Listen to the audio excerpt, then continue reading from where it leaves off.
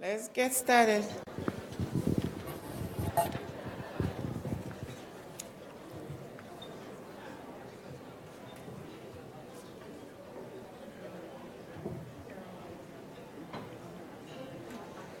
I think we should just start.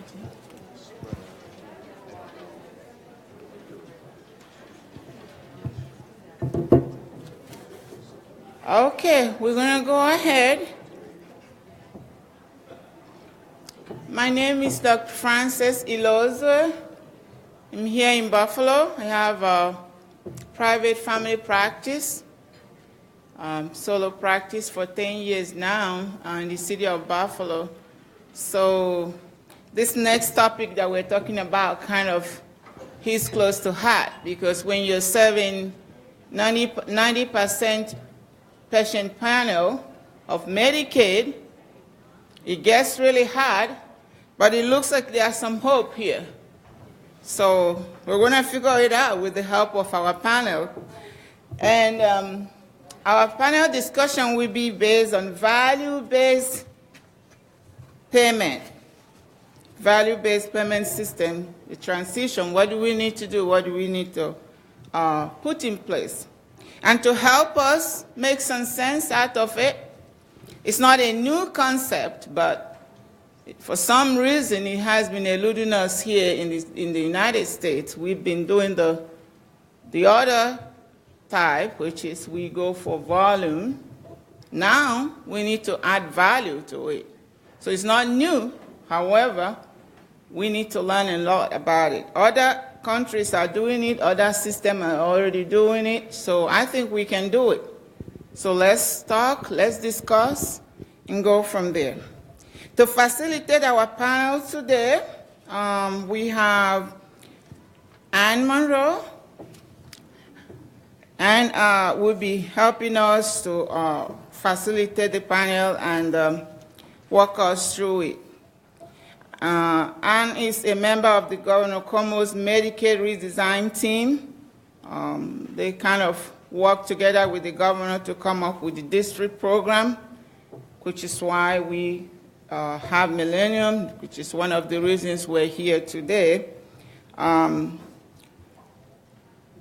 She will be leading the panel, but she got quite a good experience that will help us in this. We're talking about someone who oversees a panel of and co-chairs for the $6 billion New York District program. That's a big program to manage, so hopefully we'll learn a lot from her today. Let's see.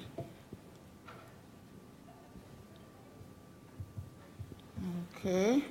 Now, on the panel, we will have Wen Kerber, the Vice President of Cope Health Solutions.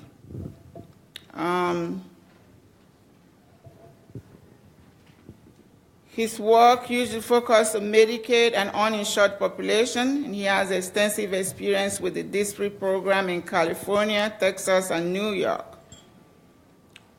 He's nationally recognized for navigating the healthcare payment reform, including managed care strategy. Next on our panel will be Richard Byrne. Okay, and Richard is the Senior Vice President and Chief Financial Officer of the Upper Allegheny Health System. He oversees the entire hospital function and member hospitals, including revenue management and supply cycle functions. Prior to going to Allegheny, Rick served as interim chair of financial at Amsterdam Memorial Healthcare in Amsterdam, New York, where he directed the process for the merger with St. Mary's Hospital. Prior to that, he was a financial officer at the Brooklyn Hospital in Brooklyn and Senior Vice President of Collider Health System in Buffalo. And then next we have Christine Brady. And she's our Chief Network Officer at Millennium Collaborative Care. She worked in different settings before now, hospitals, managed care organizations. She has extensive experience in areas of finance and reimbursement, and she has been involved with network contracting and value-based payment. Prior to joining Millennium, Christine was served as the Senior Director for the Provider Network Management and Operations at Health Now, the Blue Cross Blue Shield, and the Buffalo and Allegheny markets.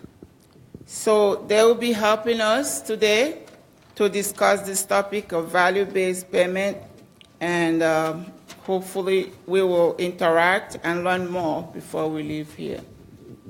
Okay, go ahead. Is this working? Yeah, it is. Oh, great. Even though the red light is on, it's working. That's good. Thank you very much for those introductions. I'm Ann Monroe. I'll facilitate the panel today. And we're going to start with just a few level-setting slides about where we actually are in Western New York as it relates to value-based payment and what that means for the next 2 years in terms of where we need to go. We'll also save time on the panel for questions from you. And so some of you are familiar with this format. There are index cards on the table. If you have a question, write it on the card, raise your hand, and someone will magically pick it up and bring it up to us so that the last 10 minutes or so can be devoted to your questions. Otherwise, we'd really want to have a conversation here today. And so let's go through a few of those slides to tell us both what the challenge is and where we actually stand against that challenge.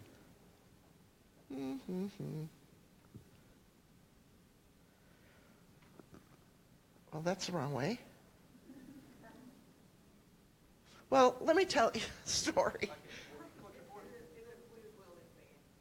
It will advance? Okay. Next one.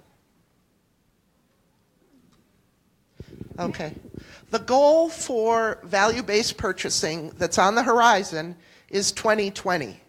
And if you think we're in the middle of 17, that's like 2.5 to 3 years. And if you reflect on how long the PPS has been around, that time's gone in a flash. So this is not much time to get to where we need to be. And if you look at where we need to be, 80 to 90% of the dollars that Medicaid managed care spends has to be at a level 1 VBP arrangement or higher.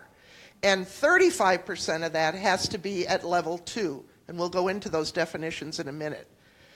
If a managed care plan doesn't meet that target, they will incur a substantial financial penalty. And while some of you in the room who are plans are concerned about that, the next statement, I think, makes us all concerned, that the plans could choose to pass those penalties on to providers who have not moved into a value-based purchasing arrangement.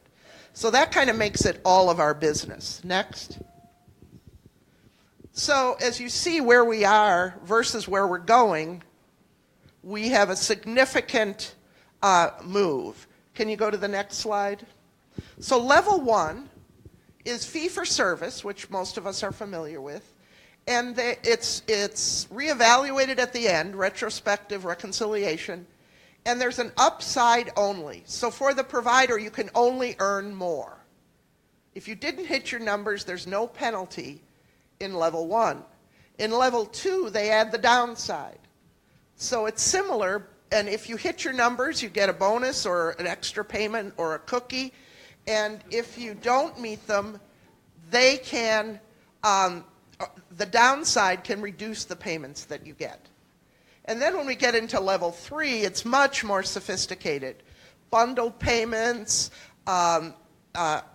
advance payments per member per month, all of the ways that the risk really falls then on the provider.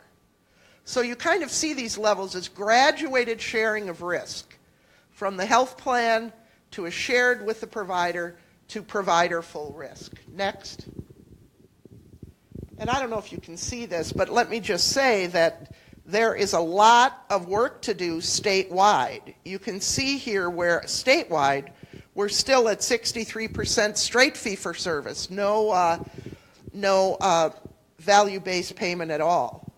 But I want us to look specifically at Western New York. So if you'd go to the next slide, and hopefully you can see this, and if you can't, it'll be passed out, so let me just speak to it. The top line is everybody. And we have 50% still in fee-for-service. But as you look across the value-based purchasing levels, we got 26% in the state that's up at level 2. But if you look at where those numbers are coming from, they're coming from New York City and Long Island. That's where VBP has made its mark. If you look at Western New York, which is the bottom slide here, we have $1 billion at risk. 81% is still in fee-for-service.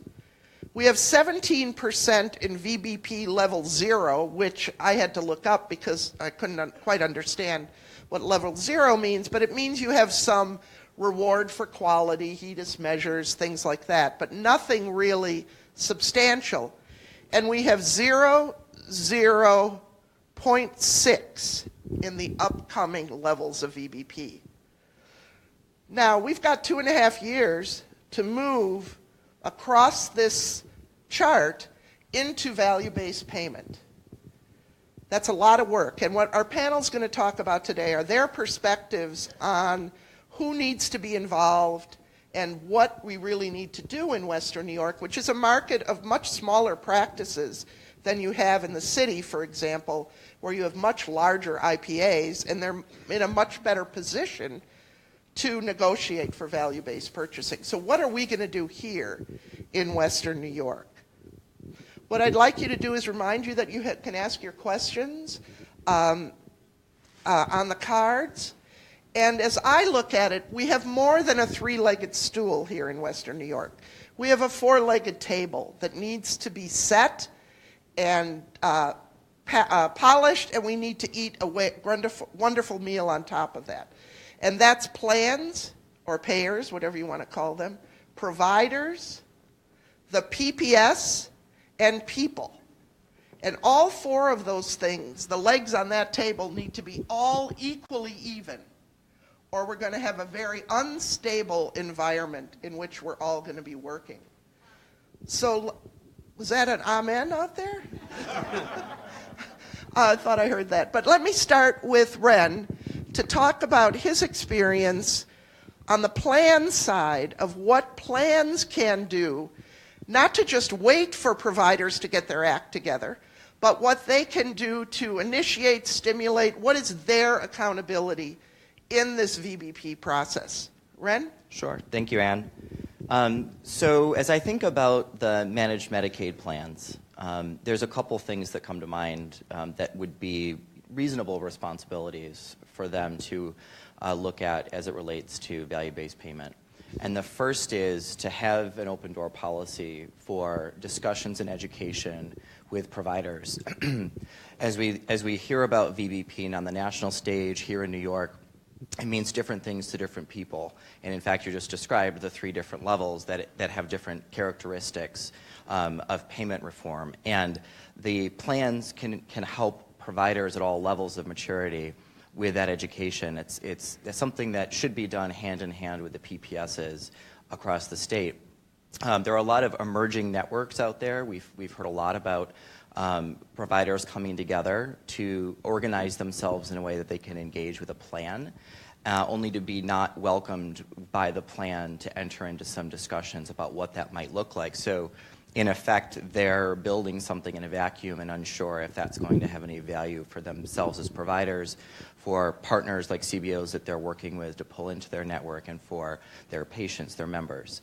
And so I think it is the plan's responsibility to be open and welcoming to emerging networks, educate them on what the options could be for them, how to work through these graduated mechanisms, and not start from a place of defensiveness or fear, as sometimes is the case with discussing these types of arrangements with plans. The other piece is being open and transparent about what kinds of things the plan can do to help with data exchange and membership information, because those kinds of things, even if they're simple claims-based data shares, are going to be important foundational components to any level of VBP arrangement. And so at the time that the DOH put together the DSRIP, as I'm sure you know, one of the key things that was really important was to make sure that that claims data became available to the PPS. And as networks are coming together to understand their share of particular membership, the plans need to help them understand what that means and share develop a shared vision, if you will, about what kinds of measures they're going to start focusing on in tandem with the PPS and whatever the PPS infrastructure is, as well as what the providers see as member need and community need. So those are just some top of mind things that I think are really reasonable plan responsibilities to get started. Great. Rick, what about looking at it from the provider side and accountability on that part of the system, as well as what you as a practicing provider have needs from the rest of those table legs, if you would? Sure. Thanks, Ann. Looking through certain examples of arrangements, and we're babes in the wood when it comes to these things, but we have a few things going on in a couple gain share arrangements, an enhanced quality program that has a big price tag tied to it on a hospital end for both cost of care and quality, so not just the typical quality, lab capitation contracts, and I've done some previous inpatient capitation contracts, and a new Medicare ACO that went live January 1. We're a member of a turnkey. One of the things that strikes me, though, is we got into this business to say, what do we need to do? Even in the Medicaid population, you take a look at that population and you start to subdivide it into regions and doctor groups. It's small pockets everywhere. And so one of the number one things we need to figure out how to do is to come together and work together, throw all of our data in a pot together, not covet, this is my data, clinically, this is my data from a payer. It all needs to go in the pot together. And that starts, on the clinical side with the hospitals and the providers opening up. There's a lot of distrust, but we are never going to manage the population and do the things we need to do without first attacking that. I happened to sit at a World Healthcare Congress session with Al Hammonds and a couple other folks from Millennium last week. There was actually a Medicare ACO player who has 22 plans. They partner with docs. They just went into the next gen model, which is an up and downside risk. And one of the features is you can become the payer. They actually chose that solution so they could get the data before the government got its hands on it and took 6 months to get it to you and screwed it up and didn't give you all the right stuff. And so, again, the payer, I think, needs to bring that, and I'm sure we'll talk more about that, to the table. But the providers have to figure out how to support that. So, what can the providers do? Healthy Link is, an entity within Western New York, our RIO, that we really need to support. We need the payers to support it with data, with economics. We all need to support it. And it gets harder when you get to the extended family, where we really need to go out to the docs and say, you really need to be putting all your information. We need to put all ours as hospital providers as well, and really try to pull things together. The other thing I think is that we need to demonstrate leadership in every one of the four legs there. And the leadership is we have to have vision, we have to have patience. It's simple. We could go out and do capitation, full risk contracts in 3 months. We know how to do it. Christine, we used to fight across the table on it from the Blues perspective before she joined Millennium. We know how to do that. The hard part is the work underneath it to change the world. We're really, again, we're making some good strides. We're on the edge of some greatness. But we need to demonstrate leadership to everybody that's involved in this. Keep level heads. Have some time. Let things move. Let people make mistakes. Have some, forums that allow people to try things. And we've got to bring money to the table to do some of those things. And that's the hardest part of it, I think. Okay, Rick. What about from the PPS? What about from the PPS's perspective, Christine? Sure. Where's your responsibility in all of this? Well, I think we can segue right from Rick's comment about bringing money to the table. So New York State, when they implemented these requirements, recognized that there was a lot of infrastructure and development to build, and DISRUP was kind of part of the solution to make sure, in essence, that seed money was provided and the funding, was provided to cover the significant changes that are coming to the market. So, as a PPS, one of our responsibilities is to support transformation. We have 11 projects that work, basically at the goal and the core of patient care. Things like care transitions, care coordination, all of those things that have been in the market, and basically lay the groundwork and fund transformational and, foundational programs across our provider network. In addition, we have to work with our individual provider partners to flow dollars for the infrastructure changes that will be required in their practices and at their hospitals and things. Millennium has actually flowed approximately $22 million in funds to our provider partners, with another $12 million expected in DISRUP year 3. So we've made significant incentives. We have tied those to actually building process and kind of restructuring to, begin to think about how you're going to be successful. The next stage is actually now using some of that money and some of the groundwork that's been laid and actually trying to improve things like primary care access. We've polled a few primary care practices, and when we look at the number of their panel who have had a visit in 12 months, some practices are at 65 to 70%, other practices are at 15 to 20%. In addition, we've made significant investments in the Cerner Healthy Intent population health platform. One of the things that this region is missing, secondary to the lack of ACO and IPA development, is a regional data and analytics solution that can be used to identify gaps in care and the opportunity for actionable interventions.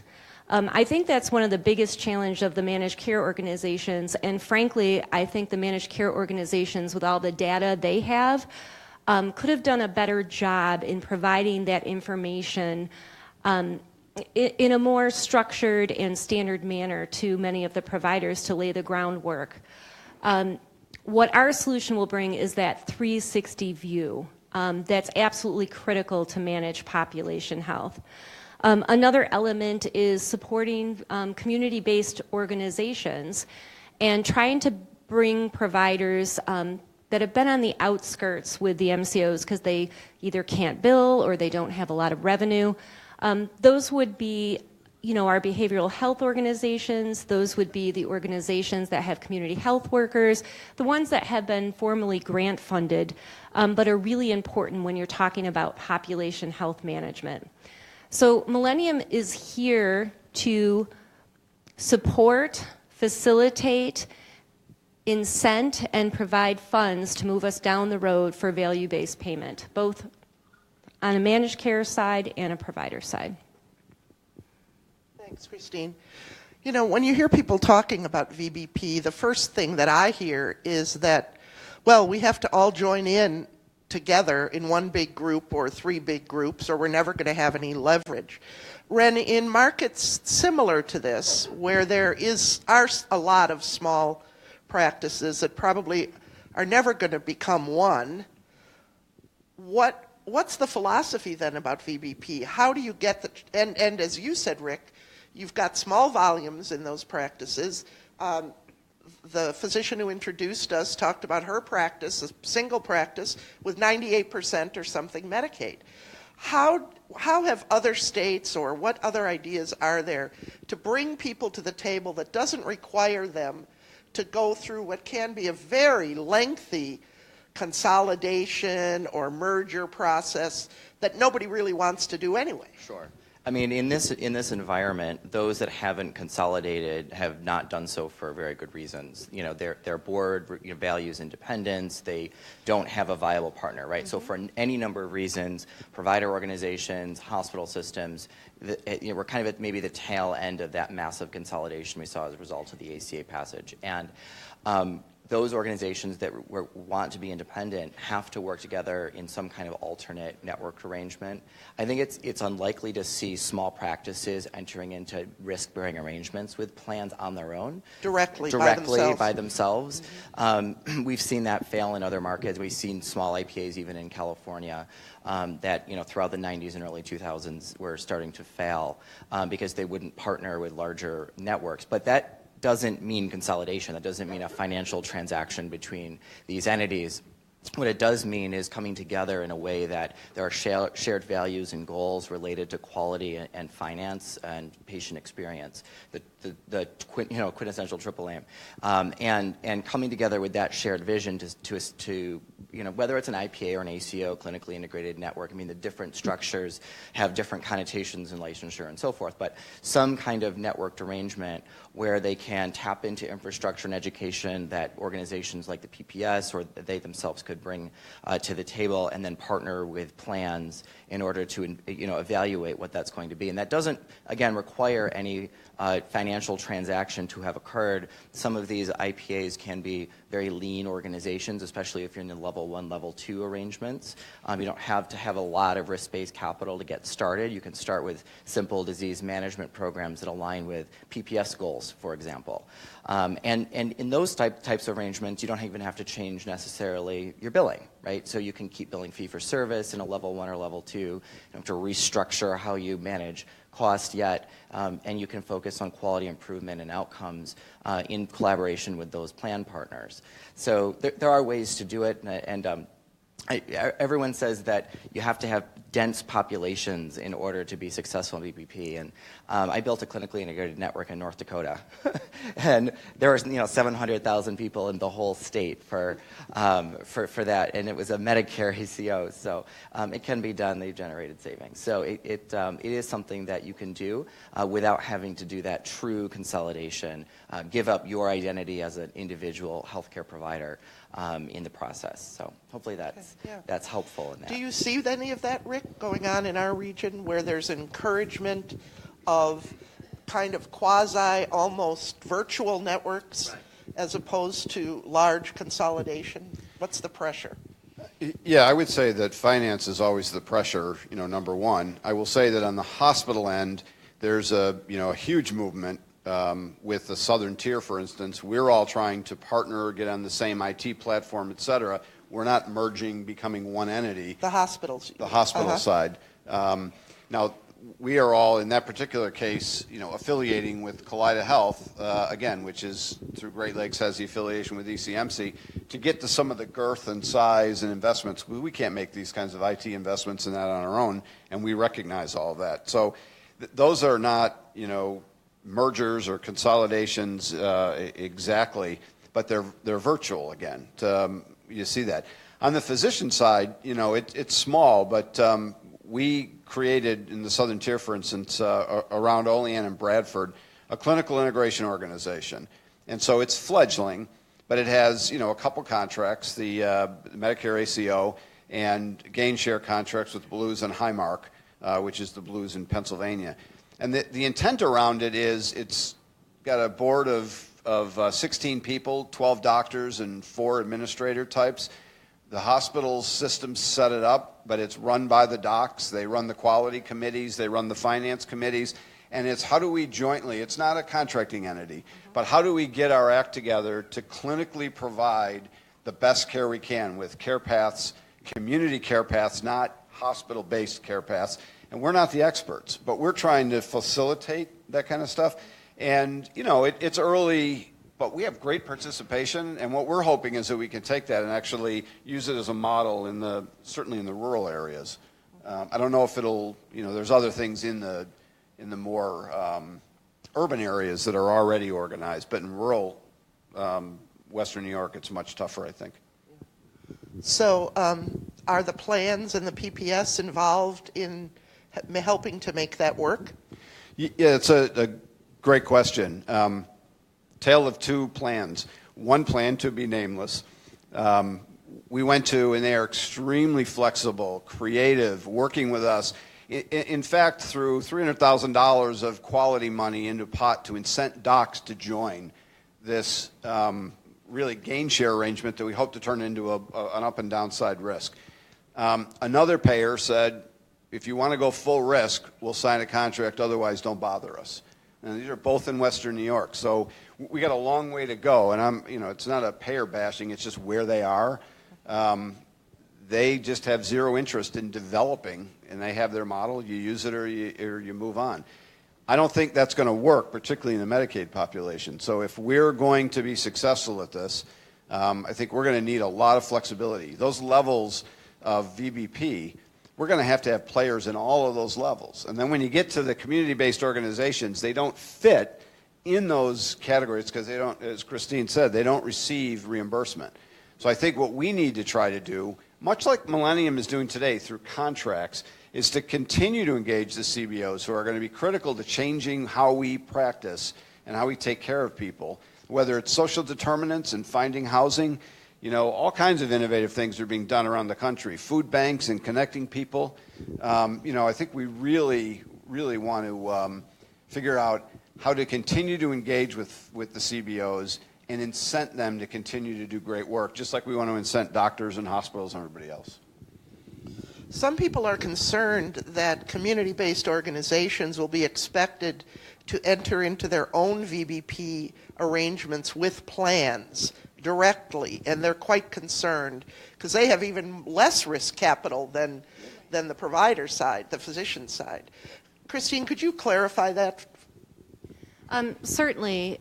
The goal of New York State is to get into VB level 2 and VB level 3 arrangements, which actually involve managing a total cost of care. And in order to do that, you actually have to be on record as owning those attributed lives. So that really only lends itself to PCPs, large integrated health systems.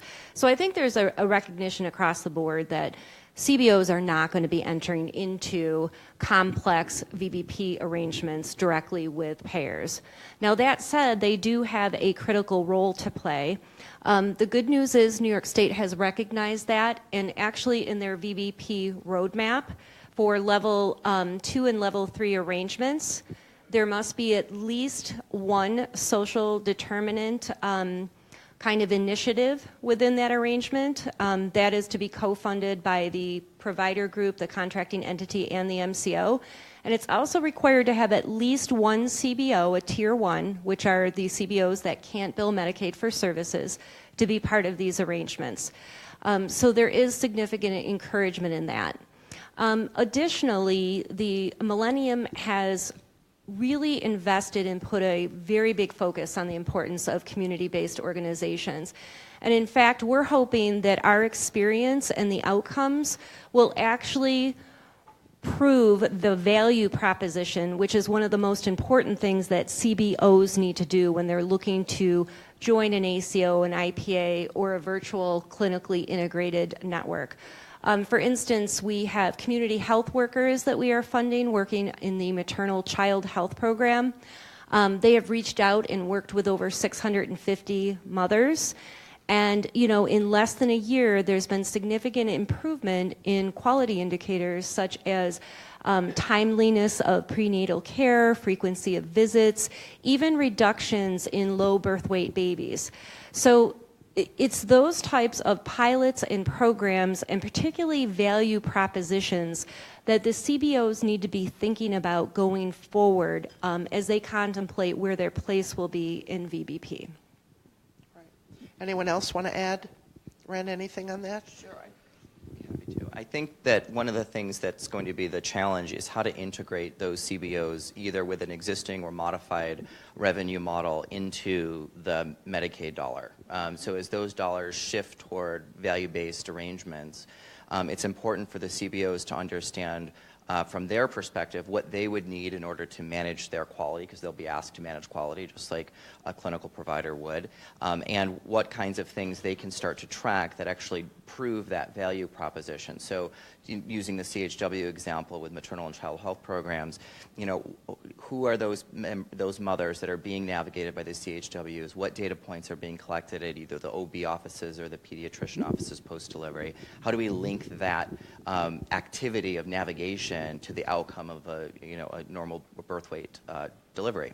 So those kinds of things are important from the CBO side, and then from the provider side, as you think about those VBP arrangements, the ones who will actually handle the Medicaid dollar, how they're going to incentivize those CBOs for keeping their quality at a high level, and making sure there's enough capacity for them to be able to deploy resources. So for them, the CHW program means I have to hire navigators. I have to hire a certain number of them.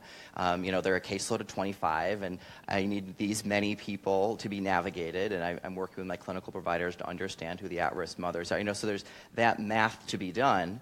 And then we have to understand how to pay for that out of the either anticipated shared savings or the capitated dollar, whatever the payment mechanism is, to realize the outcome. Because we want healthy babies, we want people to get lead screenings, we want people to be vaccinated when they're young. So those are the kinds of things that are really important decision points to be made in PPSs across the state as they're partnering with integrated networks, IDNs, and the CBOs. So that's my 2 cents on all that. I would like to add just Go ahead. Fact. We recently completed a VBP survey for our partners, and there were about 85 entities that responded, and over half of them are actually indicating they are actively investigating or pursuing forming IPAs and ACOs, and of those, over half indicate that they see that happening with the next 2 years or less. So I thought that was interesting. Partners, is that everyone from a non-Medicaid biller, CBO, all the way up through a clinical provider? For the VBP survey, about 80% of the respondents were our MPA partners, which means they can clinically bill Medicaid, they provide services and things of that nature. The remaining 20% would be the CBOs and other entities that aren't your traditional. And which ones said they were moving in the direction of IPAs? It absolutely was the 80% group, which are the practices and providers and hospitals and things of that nature, behavioral health organizations. Well, Rick, let me ask you this, since you've been in the biz and on the ground. Can you do that in 2 years? Can you consolidate into an IPA where there's trust is the driving factor and you have the data support? I mean, is it reasonable to think that we will hit VBP goals by the 80% or whatever who said in the survey that they're moving towards an IPA or consolidation? Yeah, I would just first say that if I was, trying to take a region like the Western New York and jump into a value-based payment model, it would not be on Medicaid if we had our druthers, because it's a tough population. It's a very now, there's reasons we're all doing it, so we don't all go bankrupt at the state level, et cetera. And Jason can keep me honest. I saw that Jason Algerson stepped in. Don't throw anything, Jason. So, one of the things is we need continued solid funding from the state, and, it's been stable. Who knows what the future brings given change. But the other piece to it is I think we're going to have to move very slowly. You have to look at the population, and the state roadmap has 5 or 6 areas, including bundling, and, it fits the levels. We're not going to jump and be capitated for 80% of our lives in 2.5 years. I just don't see how it could possibly be done. We'll all be probably bankrupt because we won't have the infrastructure and the care changes done to get there.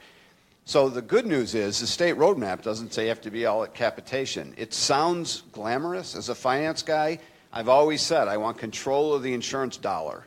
Well, not in this case. I don't think not yet, because we're not ready for it. So I think what we need to do is take the 5 or 6 categories, long-term care, DD population. What do we have? A $35 billion spend, and maybe 4 or 5 billion of it is the normal, everyday, healthy Medicaid patient. So all those other populations really need a lot of work and study, and they're going to need maybe bundling arrangements and things, not full capitation. So yes, I think we could get to the numbers, but they're going to be in the lower ends of the levels, not in a high capitation rate. Well, I ask because my experience is that building a mutually trusting group who's willing to, what you do in a consolidation is surrender your individual control of the dollar to the group, and that takes time, and that takes experience with each other and all kinds of things. And what I'm concerned about is if that's the model so many people are looking at pursuing in order to hit this, is that a realistic sense? Ren, you've worked with a lot of folks. What do you think? I mean, it does take time. I think the trust factor is really important, so I'm really happy to hear that as a theme that's being echoed up here. Because I've seen many networks fall apart in their infancy because certain organizations that have come to the table did so under pressure from outside forces and not because they really wanted to improve a certain subset of the population, and there was no trust there. And so that is really important, and that takes time. That takes a lot of time to develop organically. It's a lot of taking people to dinner and having these conversations. We talk about your shared values, and you talk about what you need to do in your community to improve the Medicaid population or any population that you'd be coming together to serve. And those kinds of things do take time. The actual mechanics of putting together a network can be done in months. That piece of paper that says you're an IPA or an ACO or whatever it is, and naming your board, all of the mechanics of the participant agreement, like you can do that very quickly, and there are a lot of resources out there to help you with that. It's much more that trust, and I think if that were to be the risk as far as time, which is what your point is, Ann, I would say that's where it is. Fortunately, I do think that there is enough mounting pressure out there that is helping spark some conversations where otherwise folks would not have come to the table. So I have started to see organizations that would otherwise not be talking to each other investigating what a shared savings arrangement might look like together because they know they have a shared Medicaid population. And so they start to see some of that value proposition there for them and for the state. And of course, there's quality things in there. There's financial incentives to come together. And so that's sparking this conversation, which I think is a positive thing because you got to start talking if you're ever going to develop that trust and get the ball rolling towards something that's going to actually drive change.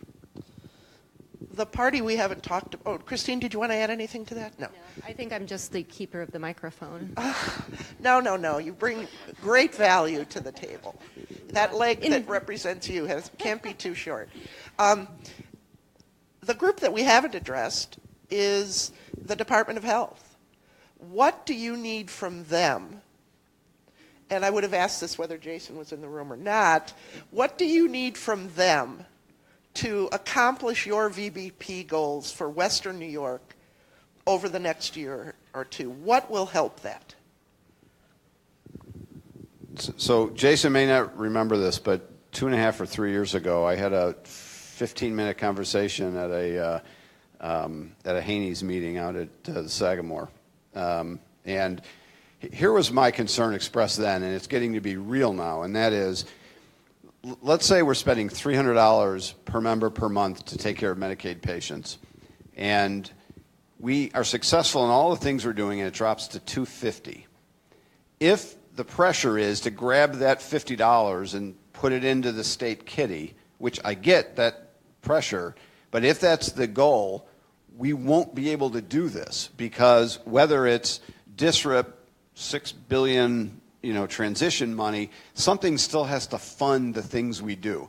We can't drop utilization in emergency rooms 40% and then still man them without some type of economics coming back. And it's true for all the providers. I happen to be in a hospital, so that's the easiest example. The comment he made to me at the time was, look, we're trying to curb the rate of growth. So, if we stay within that growth rate, we're not trying to, to carve out $10 billion or whatever we're trying to do. And I think, notwithstanding changes in Washington, that commitment of some stability has to be there or this will crumble really quick. And so from a finance guy's... That's part of the trust. It is. And from, compact. Yeah, and from a finance perspective, you know, not just provider, but finance looking at it, we got to really feel good to jump into these arrangements that X amount of money can be there, because if it gets sucked out, it'll just crumble. I don't know how to fund it. Christine, what do you think? Well, with Jason in the room, no. Honestly, one of the common themes, and I'm speaking on behalf of, you know, the providers, the hospitals, particularly the PPS, we have recognized a great need in our region, and that is to provide that population health kind of analytics package. And Dr. Burrows expressed the importance of this when it comes to laying the groundwork for success in VBP. It was actually item number 2. And he makes a good point, because we can roll out great programs around care transition, care coordination, but unless you have the analytics to target the population that is driving most of your expense, it doesn't matter how good those programs are if you can't direct and target them appropriately. So from a New York State perspective, I think we are all desperate for a black and white statement around data sharing that gives the PPS the ability to take in claims for MCOs for their attributed population. Because without that very clear and black and white direction, we're going to struggle. We're running into different legal opinions depending on the plan. There is a lot of concern around that. There's the behavioral health component, which is even most closely guarded. But the greatest success in VBP is going to be dependent on your analytical capabilities, actionable intervention, and it's got to be a 360 view. It can't be limited if you're going to be successful and your partners are going to be able, to understand what they need to do. What do you see in the other states that you're working in, Ren? Where are there a couple of things that stand out where the state has been, I guess the source of the dollars, in this case Medicaid is the state and the feds, where they have been particularly helpful to getting these things off on the ground? Well, yes, but I would caveat that with New York's waiver program and DSRIP in particular was structured differently than what we've seen in other states. So Texas, as an example, where I've also done DSRIP work, the state really was more of an administrative body that helped the anchors, the organizations that were deploying projects, understand a lot from a technical assistance perspective. And so it was much less about focus on VBP transformation, payment reform, versus deploying the projects that you had chosen in your region. And the state was a very strong technical advisor in that area. I would echo the comment about the data sharing piece, because I think that without the ability to understand exactly what data can and cannot be shared, it makes it very difficult for networks, whether they're PPSs or downstream providers in participating in a PPS, in order to take that data, understand it, put it into these very expensive pieces of infrastructure that have been purchased now. And so I think that is something where other states have navigated that, and I understand that it's very complex here in New York, and that continues to be a challenge. But I do think that it's not in anybody's best interest to fly blind.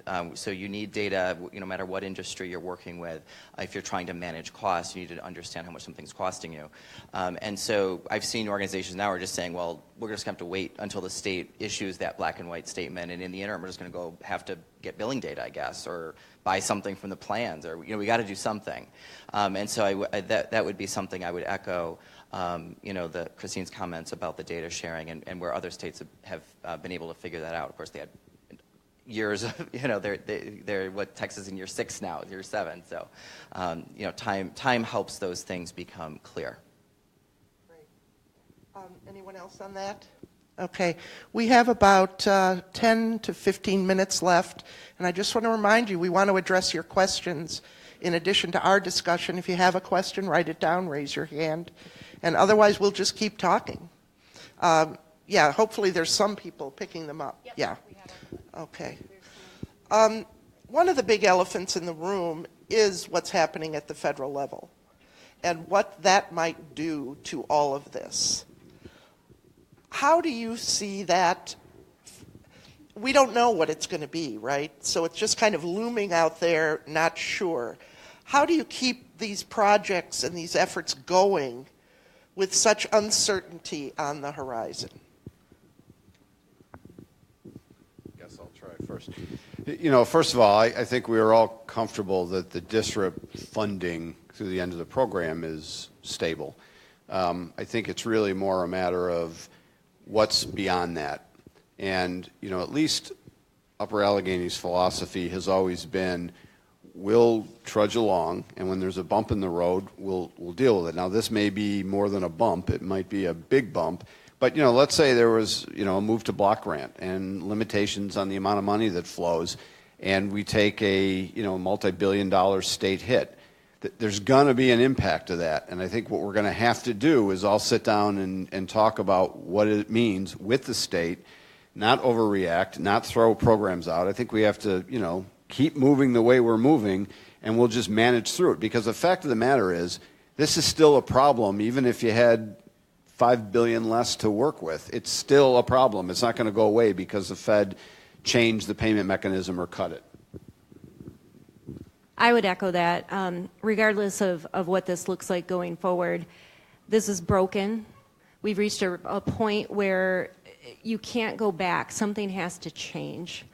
And Dr. Burrows made that pretty clear in his presentation, too. I had a client call me when it passed the House, and she said, "Oh, does this mean we don't have to do VBP anymore?" And I said, "No." Because Is that call from New York? That call was from New York. Yeah.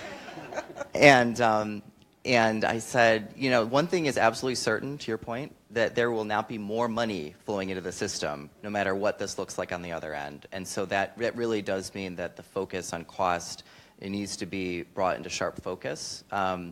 Instead of kind of the fuzzy state we're in now. And the upstream things that you need to do in order to manage costs, like the programs that DISRIP is funding, is going to be really important. Now, of course, the level of impact is as yet unknown, right? So it could be something that's manageable through the reforms that we're executing on now, or it may be the bottom falls out and we have something much more major to deal with as a community, as a state, as a country. So, but there's definitely not going to be any more money available, and so I would say everything that we're doing now on the road that we're on, if anything, should be accelerated in this environment. We've had a couple questions, and several of them relate to kind of populations within Medicaid. And related to behavioral health, there's two questions. One is, and maybe Ren, you'd be best to answer this one, not to set you up or anything, is have you seen behavioral health organizations on their own qualify for VBP arrangements? And how successful has that been? The other question is about integration and how, and I would ask you, like in the Southern Tier, at that table with all the docs and the administrators, is behavioral health represented there? So maybe we could make that a two-part question. Sure, and I can answer briefly on the behavioral health network side. Yes, I have seen behavioral health networks come together. They are not completely solo in almost all cases. Where solo meaning? Solo meaning only behavioral health organizations participating. They're often partnered with FQHCs or clinic-based settings, ambulatory primary care. But they are able to become attributed. They have an attributed population because they do direct the care plan of their patients in many cases, of their members. And so there is some success there, but that is with coordination of other services. It's not a completely siloed environment. That may be participating in whatever network it is by those FQs, or some kind of contractual arrangement where data flows between the behavioral health providers and with the primary care providers, and those are some of the characteristics in successful networks I've seen. Do you want to add to that, Christine? Or? Not really. I'll pass it on to Rick, but I will say that we've been doing a lot of investigation on what's driving Medicaid admissions, readmissions. And, the data's a little old, but going back as far as 2011, as recently as 2014, behavioral health diagnoses are in the top 5 drivers of admissions and things of that nature. And that is very unique to Medicaid. You go into a Medicare and it's, congestive heart failure, diabetes. Behavioral health is a dominating factor in admissions and costs, frankly. So they have to be at the table. So the practical answer is yes, and Southern Tier, for instance, so they're at the table. The bad part is there's not a whole lot of discussion yet because we can't share data, we can't do anything to actually manage that population yet. So they're poised, they're ready, they need to be included, but we can't do much. What about the intellectual and developmentally disabled population? They're a big utilizer of emergency rooms, probably not so much hospitalizations, but certainly emergency rooms. And do you feel that there's enough focus on that population in the work that you're doing? Christine, why don't we start with you? Sure. I can tell you there's absolutely not much focus at all. And I've had many of these provider types approach me with exactly those concerns. I will say that New York State has called this population out, and it is a priority from a VBP perspective and district perspective. They've also done some work around developing potential models for the DD population and other special populations. So I think it's recognized as a concern. It's a priority for the state, but I don't see, there's been little to no activity. What about nationally, Ren? Do you see that? So yes, in some pockets there is a DD focus, particularly as it relates to managing ED utilization. And so, organizations, especially ones that serve the Medicaid population, have integrated with those organizations, the DD providers, in order to ensure that, first of all, notifications and things of that nature happen, that data can be shared, but also that mutually defined care pathways are established. So when someone with a developmental disability does present in a certain situation, there are ways that everyone has agreed to handle how that patient is treated and what the handoff is back to their primary provider. And so those are some of the things that I've seen. And just one point of clarification, the DD providers have absolutely been working very diligently on reducing ED and things of that nature.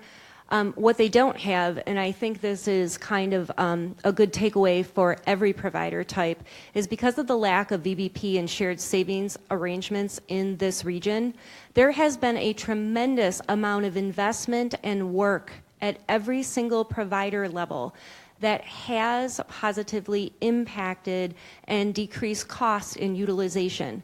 But in the absence of a shared savings arrangement with the MCO, you are investing a lot of time and money, you are accomplishing great improvements, but any savings are being pocketed 100% by the MCO in the absence of a shared savings program.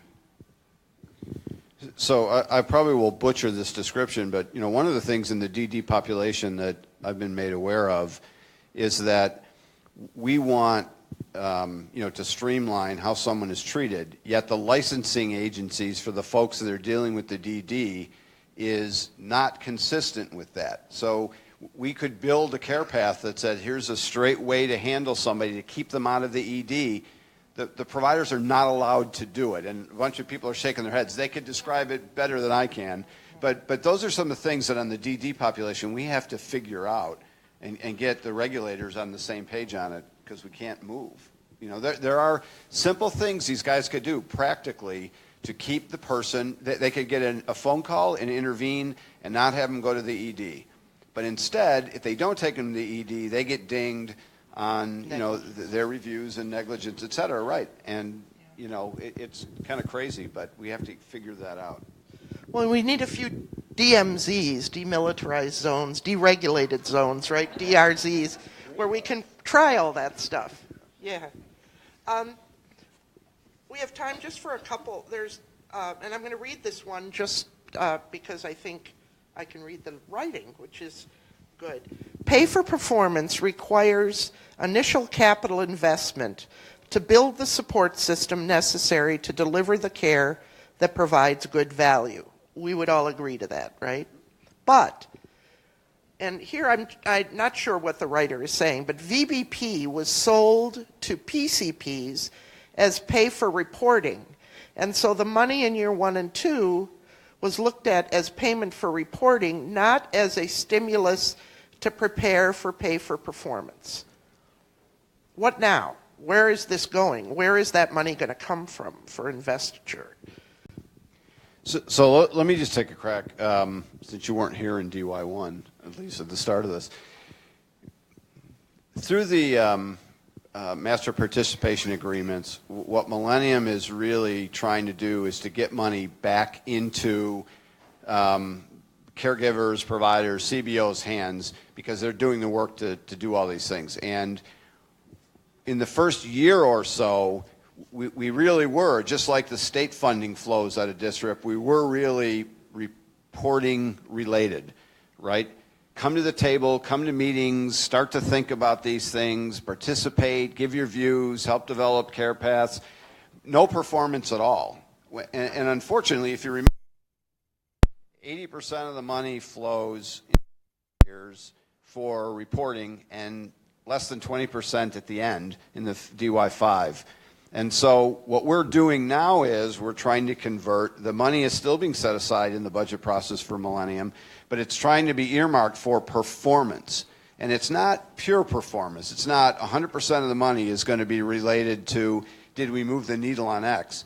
But we have talked as a Millennium board and the Millennium management, we have to start moving in the direction of performance, and the money has to flow for performance, because if we don't perform, we don't get the money.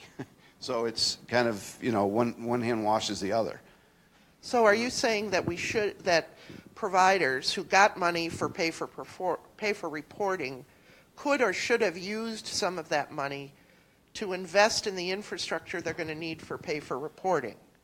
I mean, pay for performance. So partially yes, but let me make an acknowledgement. And Millennium has said this from day one. We would love to have $50 million more dollars. And that might allow us to do more investment in providers and in recruitment, et cetera. We frankly have a program that really is a bit of a shoestring budget. And so we don't have the ability to say, here's all kinds of extra incentive money. We talked about an innovation fund, those kinds of things where you could go to a practice and say, we're going to fund a doc at a declining level over 3 years so you can go recruit somebody, or a mental health worker, or a CBO worker for that matter. Frankly, there is just not enough funding in the budget to go do those things.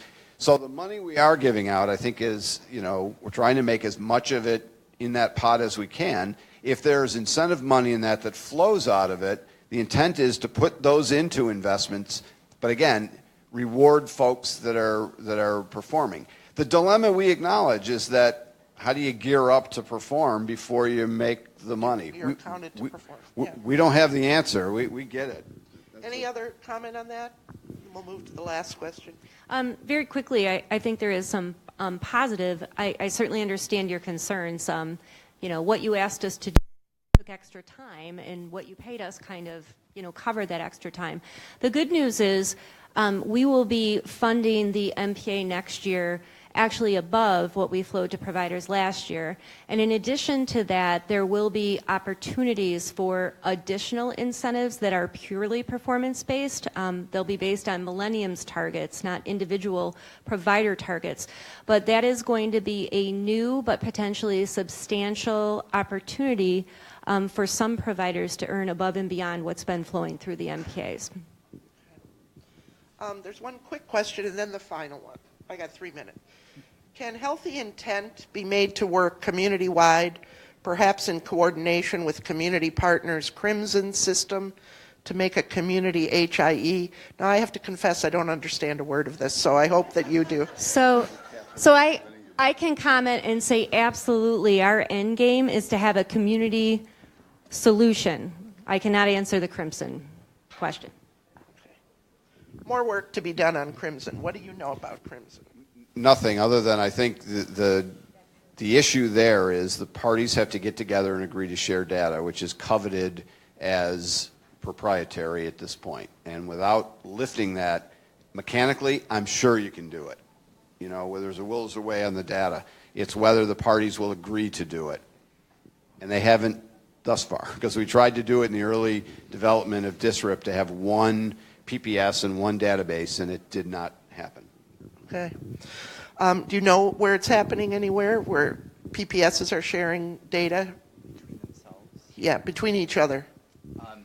Or Only insofar as they're coordinating through their RIOs, Okay. but not directly in the kind of way that you were just describing. No, and I Okay. think that in some ways circles back to trust, right? Sure. You know, those kinds of arrangements require that trust to be in place. Right. Well, here's the last question that someone gave us. A major barrier to progress is MCO's understanding and or willingness to change. I'm interested to know how many are here from the plans and would love DOH help on getting mandatory education for them. Providers typically are teaching them new rules and requirements. I would imagine this was written by a provider. And I can answer that. I'm not going to make anybody stand up or point out the MCOs. I do know that according to our sign-up list, we had representation from 2 of the 4 major MCOs here today. great. Well, I'm sure they'll be sought after at lunch. And Unless they sneak out of here right after the session. let me just sum this by saying I think it's interesting at the last PPS education session, one of the things I said in my presentation was that progress moves at the speed of trust. And I think if we were to diagram, like we used to diagram sentences, this discussion, a lot of it would come down to trust between and among the partners in the same world and between worlds. And I think that takes time, that takes understanding, and it takes kind of a push to keep people, to allow people to get off their own agenda onto a common agenda. And I think VBP and its potential both gain and loss is a push. And I think the understanding and the communication supported by data and some decisions that need to be made, I think can move us forward.